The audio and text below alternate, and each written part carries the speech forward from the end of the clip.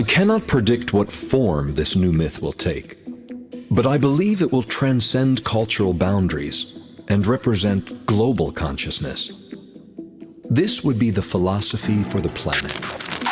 But the society that it's got to talk about is the society of the planet. And until that gets going, you don't have anything. The Earth is really in the far reaches of the galaxy, and it's not accessible to the inhabited part of the galaxy. The Earth was brought into proximity of the developed portion of the galaxy. There's that wonderful photograph you have of the Earth seen from space. And it's very small, and at the same time, it's very grand. You don't see any divisions there of nations or states or anything of the kind. This might be the symbol, really, for the new mythology to come. What if modern history prevents you from knowing the whole story?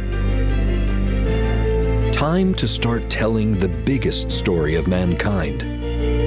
Incarnation and also time technology will soon be conquered in historic Atlantis.